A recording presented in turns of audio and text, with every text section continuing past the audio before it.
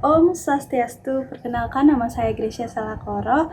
Saya merupakan mahasiswi semester 4 Universitas Warmadewa Denpasar, NPM 18321217706. Nah, di sini saya akan membahas tentang kasus fraud pada PT Karina Utama Tbk. Apa itu kasus fraud? Kasus fraud merupakan laporan-laporan keuangan yang merugikan perusahaan. Kita mulai saja dengan profil dari PT Karina Utama terlebih dahulu. PT Karina Utama merupakan suatu perusahaan yang bergerak pada perdagangan dan jasa konsultasi manajemen yang bergerak pada bidang telekomunikasi serta pemasangan, pengujian, dan uji kelayakan produk-produk telekomunikasi. PT Karina Utama sendiri didirikan pada tanggal 20 Juni 1997 dan telah disahkan dan telah diumumkan dalam Berita Negara Republik Indonesia. PT Karina Utama Tbk memperoleh surat pernyataan efektif dari Bapepam untuk melakukan penawaran IPO atas 210 juta saham atau setara dengan 25,95% dari modal disetor kepada publik dengan nilai nominal Rp100 per saham dan harga penawaran Rp160 per saham. Dari hasil penawaran tersebut, PT Karina Utama Tbk telah mendapatkan 33,6 miliar. Kasus yang terjadi pada PT Karina Utama Tbk.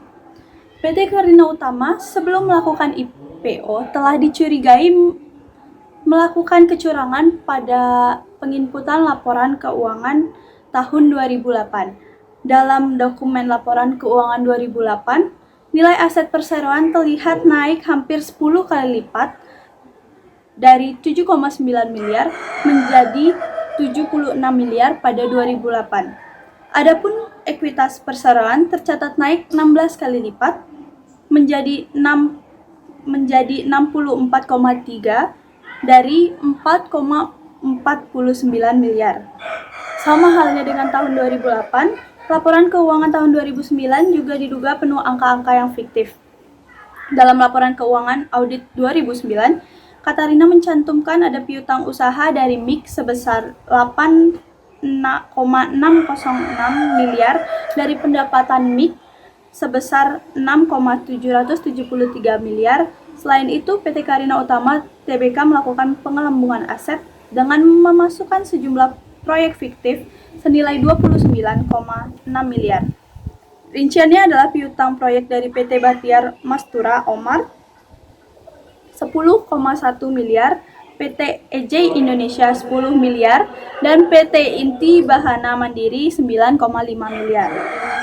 Setahun pasca listing, dugaan dana IPO mulai tercium otoritas, bursa dan pasar modal atas laporan pemegang saham dan Forum Komunikasi Pekerja Katarina (FKPK).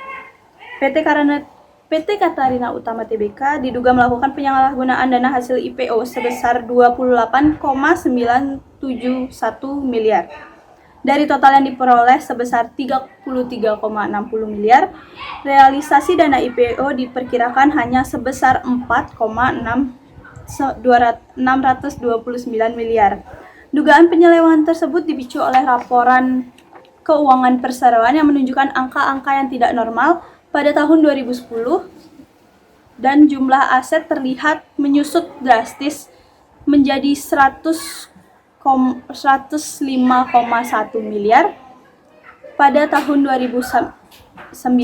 Pada 1 September 2010, saham PT Karina Utama Tbk (RINA) disuspensi oleh Bursa Efek Indonesia. Audit yang dilakukan oleh KAP Wahyudi memberikan opini disclaimer selama tahun 2010 dan 2011. Pada tanggal 1 Oktober 2012, otoritas bursa memberikan sanksi administratif dan melakukan delisting atas saham PT Karina Utama Tbk. Apa yang menjadi penyebab terjadinya penyalahgunaan dana IPO dan manipulasi laporan keuangan PT Karina Utama? Ini semua karena kelemahan dalam pengendalian internal PT Karina Utama Tbk. Akibat lemahnya pengendalian internal PT Utama Karina Tbk, Pihak manajemen hanya merealisasikan sebagian kecil dari hasil penawaran umum, sedangkan selebihnya diduga diselewengkan oleh pihak manajemen itu sendiri. Dan guna mempercantik angka-angka laporan sehingga menarik perhatian para investor untuk membeli saham Katarina Utama, maka dari itu PT Katarina Utama melakukan pemalsuan laporan-laporan keuangan. Di sini juga kuat dugaannya terhadap keterlibatan pihak auditor. Hal ini karena hasil audit yang dikeluarkan KAP Budiman, dugaan keterlibatan pihak auditor semakin kuat setelah KAP Ahyadi Wadiyasono melakukan audit atas laporan keuangan 2010 dan memberikan opini disclaimer karena tidak dapat melakukan konfirmasi atas transaksi yang ada. Praktik pelanggaran penggunaan dana penawaran umum oleh PT Katarina Utama Tbk jelas merupakan sebuah pelanggaran prinsip keterbukaan informasi dari perusahaan publik. Akibatnya, pemegang saham yang dirugikan dalam hal ini. Untuk mengetahui kondisi perusahaan yang sesungguhnya, karena ada manipulasi laporan keuangan sehingga para investor sendiri tidak mengerti.